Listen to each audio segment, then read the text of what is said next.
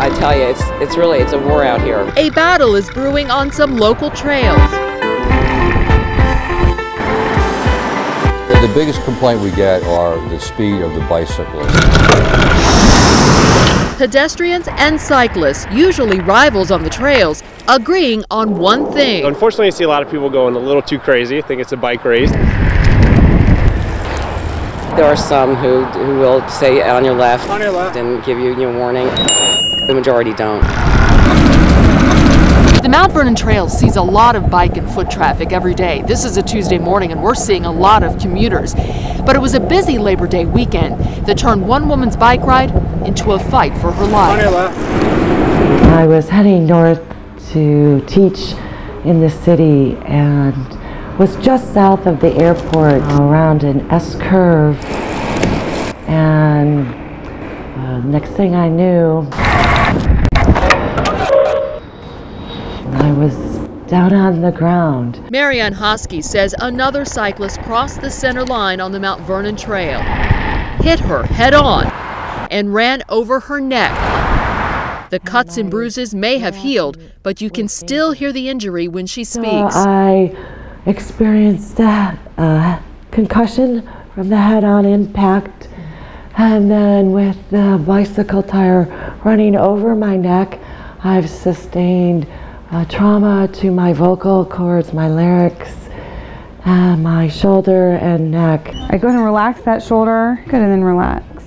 I haven't really seen that many bike injuries this intense. It's not a pinch that you feel, right? Yeah. When she said she got hit, I wasn't sure she meant by a bike or a car. Marianne's recovery process is a slow one. Does that feel heavy? With physical therapy helping her improve a little each day. Lift the arm up a little bit higher and then pull that shoulder blade down. She says the accident is something she's feared for years, as the path has grown more and more crowded. Clearly there are a lot of accidents. I have seen them. It's almost a violation to me that I'm so careful on the trail, and to have this happen and me not be able to avoid it and just at the whim of someone who made a big mistake does make me angry. Many people aren't aware there's a 15-mile-per-hour speed limit on the trail, something Marianne would like to see posted. That's already been done on the Capitol Crescent Trail in Maryland, where there's a 15-mile-per-hour speed limit. Pedestrians and cyclists also have a little more space to work with on this trail. Back on the Mount Vernon Trail, cyclists we talked with say they are thankful to live in a place that has so many trails and will continue to ride, but with caution. There are people jogging here, and you have to slow down. It's not a race. It's not, it's not a bike race. It's really just a recreational place where people walk. It's my main mode of transportation. As for Marianne, it just reminds me of my passion that I'm not able to do right now. She says she will get back on her bike, but she's not so sure about hitting the trails. I'm cautious at this point to get on the trail, and I hope that I'll be able to do it again.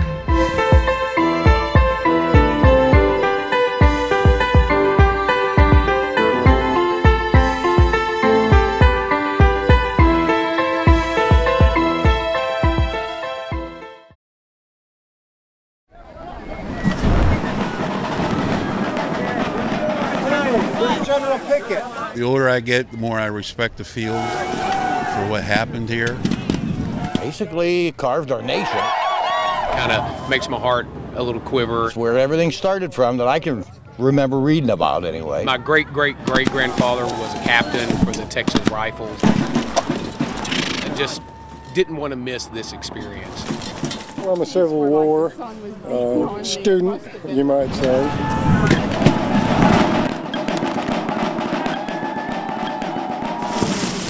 Celebrate the 150th anniversary and to see where the Alabama troops fought.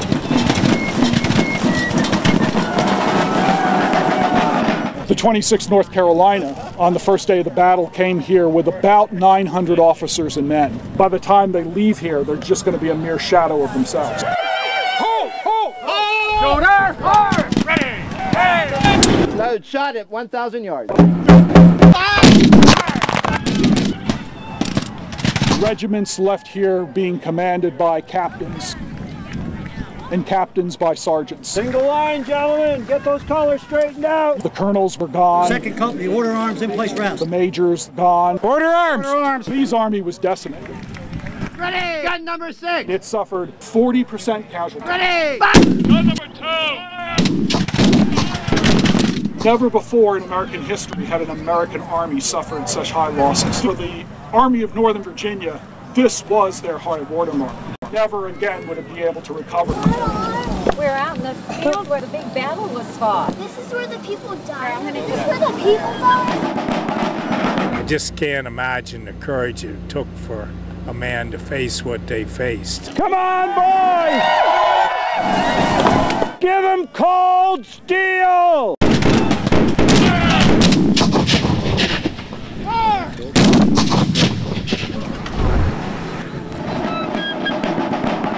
You have thousands of soldiers who were killed in battle at Gettysburg, buried right here on these grounds.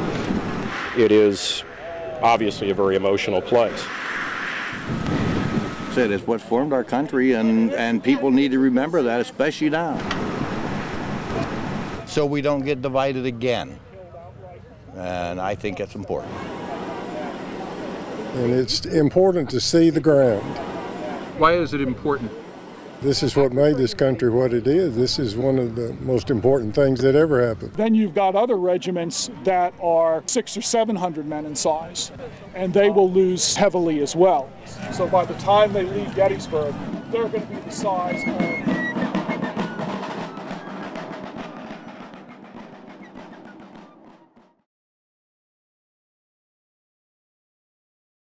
Some did not make it back alive. Some made it back missing an arm or other limb. We thank you for our liberties because you stood strong for freedom.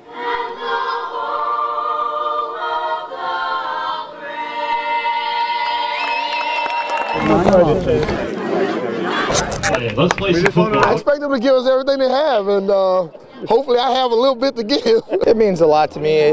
There's something special in my heart when kind of on an overcast day and the leaves are changing colors and you're out on a football field and you look up and the stands are full. Like, I mean, that was a pretty big part of my life for a lot of years. It makes me feel good. I get chill bumps just the fact that I see the drive that they have. Sit.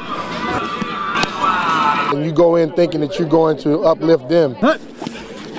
And you leave out uplifted. You know, they show you that, you know, life is about what you believe you can do, what you're determined to do. And getting to be out here with football legends. There it is, get the air. Our men and women, I mean, that's the true meaning and definition of true sacrifice. We live in the greatest country in the world because of their sacrifice. Oh!